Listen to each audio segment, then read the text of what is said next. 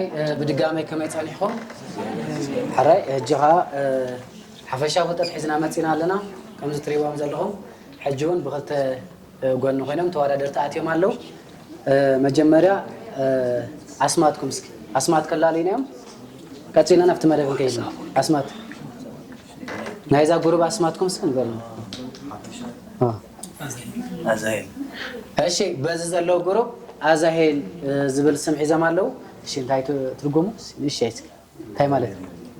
እግዚአብሔር ይሪ እዩ እግዚአብሔር ይራይኩም እሺ ሐሳብ ልቦም ያስመረልኩም እዚህ ታውት ተዋና እሺ እሱም በዘለም ዮሐንስ አፈወርቅ እሺ በኋላ ዮሐንስ አፈወርቅ ማለት ነው ዋና ደራሲ ከቤተክርስቲያን ከተምና አገር ከመክና ቤተክርስቲያንና ሐሬ ዮሐንስ አፈወርቅ ልሳነ ወርቅ አፈ በረከት እሺ ቅዱስ ዮሐንስ አፈወርቅ እንታይም ዝብዘለው በመንታይ ምክንያት መስባሉ ዮሐንስ አፈወርቅ አፈ በረከት እናተባለውን ስለጽዋ ከምትናቱ ትግለጽልና ንዝብል እግዚአብሔር ሲታ ሐሳብ ልቦና ስምረልኩም حراي ከም ዘኒሪዮ ዘለና ኣብ ክልቲዮም ዘሎ ሓፈሻው ፍልጠት ካብ መጽሐፍ ቅዱስ ዝወፀይ ኣብ መንጎ ክልቲዮም ከካይድ ማለት እዩ ስለዚህ ሓቢርና ምሳም ኮይና ሕናውን ኣብ ቦታ ኮመንት ክንመልስ ንኸሊና ማለት እዩ እሺ መጀመርታ ቁጥሪ ከቦሜ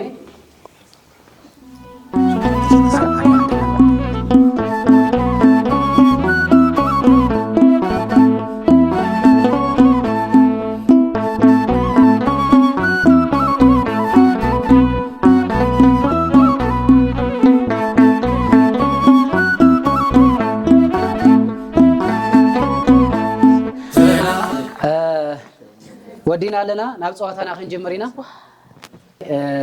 مدامنا نجمر لنا نحن تحطه 45 سكند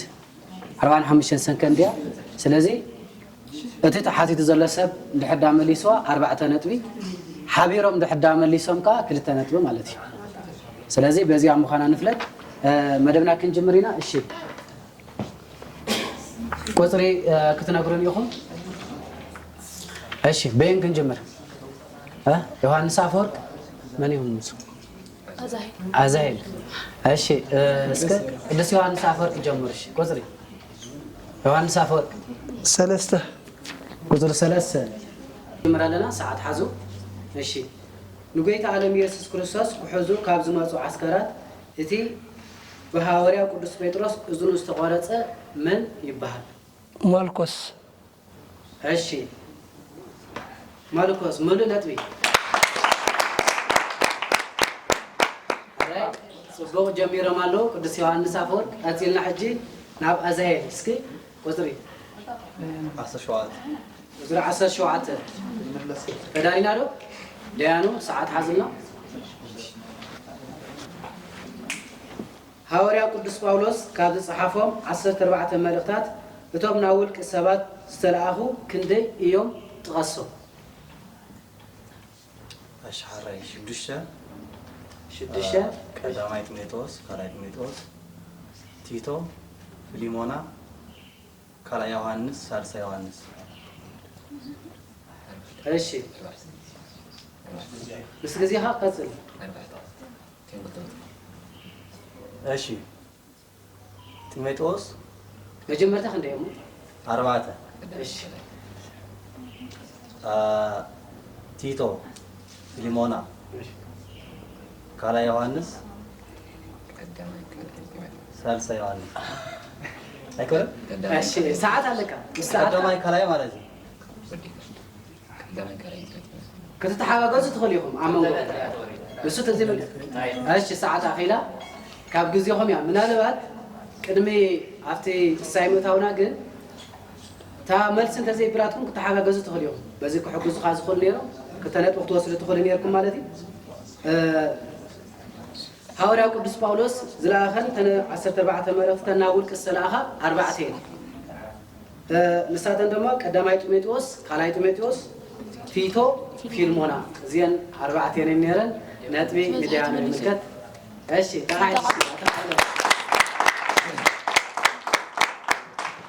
እሺ ቅዱስ ዮሐንስ አፈወርቅ ቁጥሪ ክልተ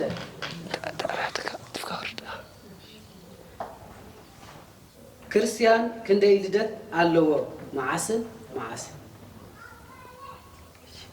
ክርስቲያን ክልተ ልደት ኣለዎ እሺ እቲ ቀዳማይ ልደት ካብ አቡኡን ካብ አዲኡን ክውለድ እንከሎ እቲ ካልኣይ ልደት ከዓኒ ካብ አብራክ ስላሴ ብፀጋ ጥምቀት ይውለድ ማለት እዩ ሙሉ ቃልዮት የስማዓልና ሙሉ መልስ ረኺቦም ኣለዉ ሕራይ ክርስቲያን ክንደይ ልደት ኣለዎ ንዝብል ክልተ ልደት ኣለዎ ክልተ ልደት ክበሃል ከሎ ቀዳማይ ካብ አቡኡን ካብ አዲኡን ብስጋ ክውለድ እንከሎ ካልኣይ ብፀጋ መንፈስ ቅዱስ ብጥምቀት ደግሞ ካብ አብራክ ስላሴ ክውለድ እንከሎ ማለት እዩ ስለዚ ሙሉ ነጥብ ረኺብኩም ኣለኹ እግዚአብሔር ጸጋ ይብዛሕልኩም እስኪ ናባኹም ኣዘይ ቁፅሪ ክንደይ ቁፅሪ 10 ቁፅሪ 10 ቁፅሪ 10 እሺ ኣብ ሳልሳይ ክፍለ ዘመን ንቅድስት ቤተ ክርስቲያን ካብቲ ዝነበረቶ ጭኮና ናጽነት ሂቡ ዘዕረፋ ንጉስ መን ይበሃል ንጉስ ቆስጠንጢኖስ ንጉስ ቆስጠንጢኖስ እሺ ንፋዓት እዮም ዘለዎ እሺ ናባኹም ቅዱስ ዮሐንስ አፈወርቅ ቁፅሪ 14 እሺ እቶም ኣብ መጽሐፍ ቅዱስ 40 መዓልቲ 40 ለይቲ ከም ዝጾሙ ዝተነገረሎም ሰባት መነመን ይበሃሉ ሙሴ ኤልያስ ነቢ ሙሴ ሓደ ኤልያስ ነቢ ኤልያስ ክልተ ኣብ ሓድሽ ኪዳን ካብ ወይ ጎይታ ዓለም ኢየሱስ ክርስቶስ እሺ ሙሉ መልሲ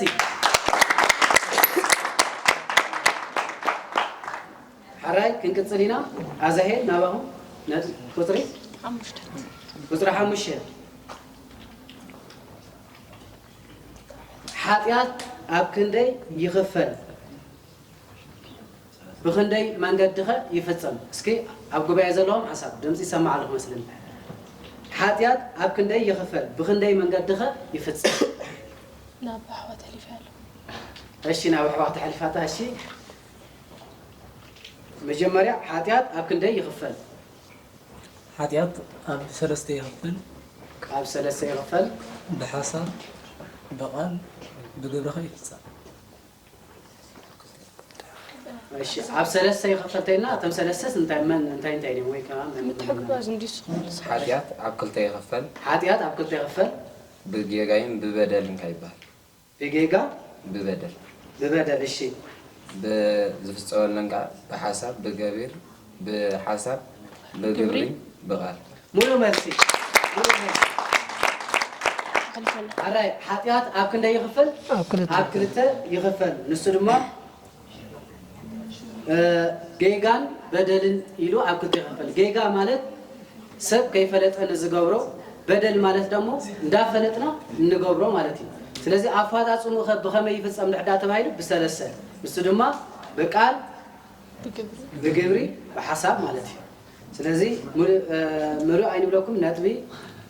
ሓቢሮም የመልሰማ ማለት ነው ስለዚህ ክልተ ነጥብ ረኺብኩም ኣለዎም እሺ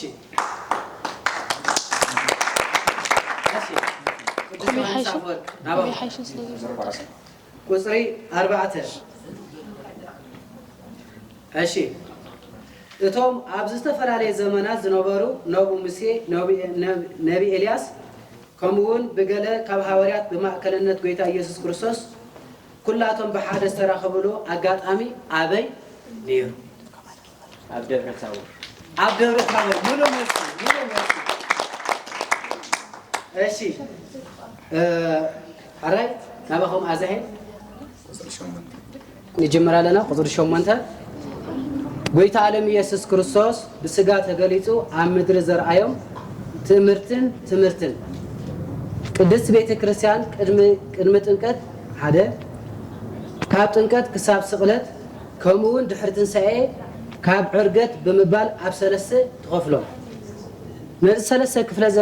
ዘመነ ስጋዊ ጎይታ ብመጽሓፍ ኣጋላልጻ እንታይ ይበሃል ቅድመ ጥምቀት ተአምረ ኢየሱስ ቅድመ ጥምቀት ተአምረ ኢየሱስ ካብ ጥምቀት ክሳብ ስቕለት ወንጌል ካብ ጥምቀት ክሳብ ስቕለት ወንጌል ካብ ስቕለት ክሳብ ዕርገትካ ኪዳን ملو ملسي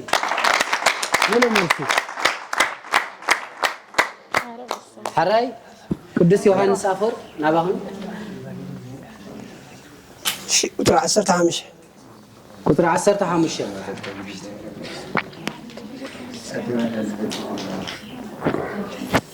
هاشي بيت عالم يسوع كريستوس بسجا أمدري أبسا جلس أولو كندي موتان أتنسيو كم موت أتنسيو مالتي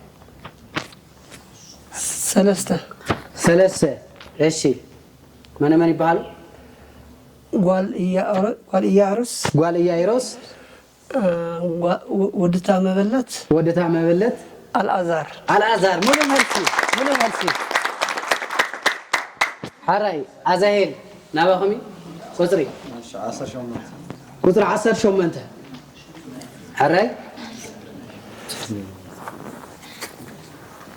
آدمن هوانن أما أكلاي جت مدري مالت مدري إلدا مستفقرو دحرك عندي نابجلنا آتيو مساليخة انتايو دحرك عندي نابجلنا آتيو مساليخة إيش 4 معلتي آدم 4 معلتي نابجلنا آتيو أدينا هوان دمو أب 8 معلتي مالتي مساليخة قال أب 8 ودا 4 نايت انكت مسالي إيش ملو ملسي لكم الله أشي قدس يوحنا سافر قطر شدشة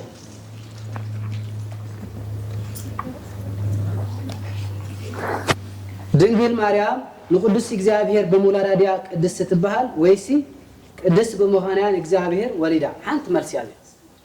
مرسي ملس ቅድስት ስለ ዝኾነት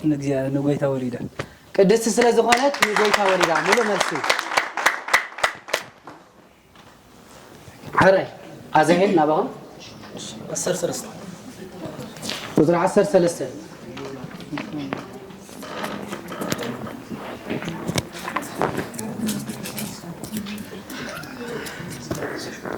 ቅድስት ቤተ ክርስቲያን በተቀበለው ቁጥር መጽሐፍ ቅዱስ ክንደይ እዩ አካፋፍሉ ግለጽ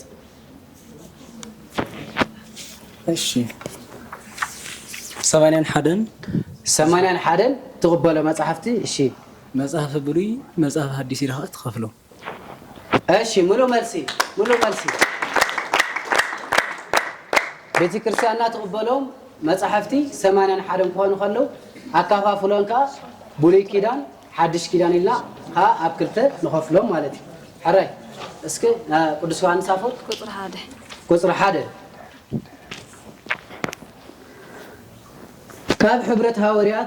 ካብ ሕብረት ሃዋርያት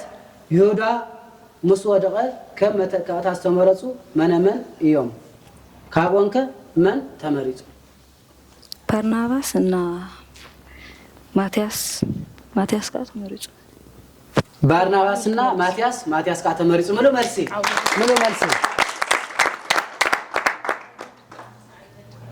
حراي نباهم أزهل قطر 7